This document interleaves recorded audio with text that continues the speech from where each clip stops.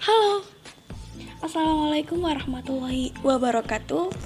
Kali ini aku akan membahas materi mengenai kerangka berpikir dalam mengkaji filsafat dakwah. Sebelumnya, perkenalkan saya Intan Herlina dari kelas KPIC dengan NIM 3421021. Yuk kita masuk pembahasan yang pertama. Yang pertama yaitu pengertian kerangka berpikir. Jadi, kerangka berpikir adalah sebuah pemahaman yang berlandaskan dengan pemahaman-pemahaman yang lainnya. Jadi, ketika kita sedang memahami suatu hal, kita juga harus berlandaskan ke pemahaman-pemahaman yang lainnya juga. Jadi, tidak hanya kita berpaham dengan satu hal saja, tapi juga harus dengan yang lainnya. Dan sebuah pemahaman inilah yang menjadi mendasar dan menjadi pondasi bagi pemikiran. Dalam kita mendapatkan sebuah kerangka berpikir, itu bukan hal yang mudah. Jadi diperlukan pemikiran yang mendalam dan tidak hanya menyimpulkan dari satu fakta saja. Selain itu, diperlukan sebuah pemikiran yang cerdas dan cemerlang untuk setiap informasi yang dimilikinya. Dan itu akan mendapatkan hasil yang sesuai dengan keyakinan. Selanjutnya kita masuk kepada pembahasan yang kedua, yaitu mengenai metode berpikir dalam mengkaji filsafat dakwah. Nah, berpikir filsafat ini adalah berpikir secara realistik atau secara nalar, jadi dengan menggunakan logika kita. Nah, berpikir nalar ini biasanya ada aturan atau pola tertentu yang hasil berpikirnya ini memiliki unsur kebenaran atau ketetapan. Nah, cara berpikir inilah yang disebut dengan metode berpikir. Nah, dalam berpikir menurut Islam ini agar menghasilkan ilmu pengetahuan dan teknologi yang sesuai dengan nilai-nilai Islam, yaitu yang pertama, membebaskan pemikiran dari belenggu taklid dan menggunakan kebebasan berpikir sesuai dengan prinsip-prinsip pengetahuan. Yang kedua yaitu melakukan meditasi dan pencarian bukti atau data ilmiah empiris.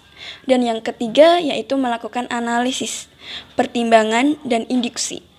Nah, langkah ini itu menjadi penalaran dengan berpedoman pada prinsip-prinsip penalaran untuk menemukan suatu kebenaran ilmiah dari data-data empiris yang ditemukan.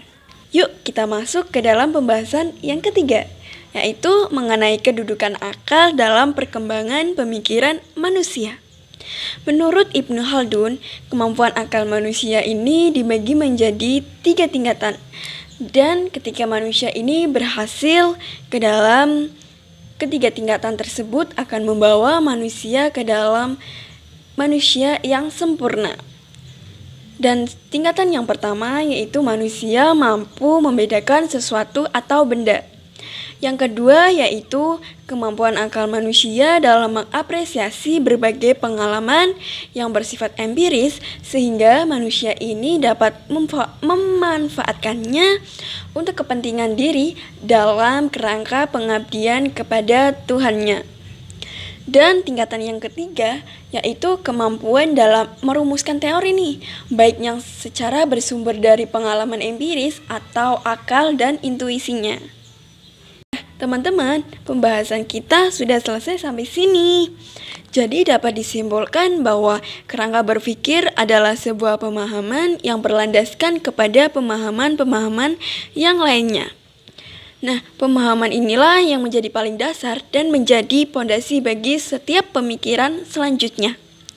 Dalam pengkajian filsafat ini memang tidak bisa lepas dari akal, dan karena memang akal inilah sumber utama kita dalam berpikir. Terlebih lagi, filsafat di sini digunakan untuk berdakwah. Nah, maka dari itu Allah juga menyuruh kita berkali-kali untuk menggunakan akal dengan sebaik-baiknya. Karena filsafat memang juga menjadi landasan dalam berdakwah. Yuk kita sama-sama menggunakan akal kita untuk berpikir secara kritis. Terima kasih. Wassalamualaikum warahmatullahi wabarakatuh.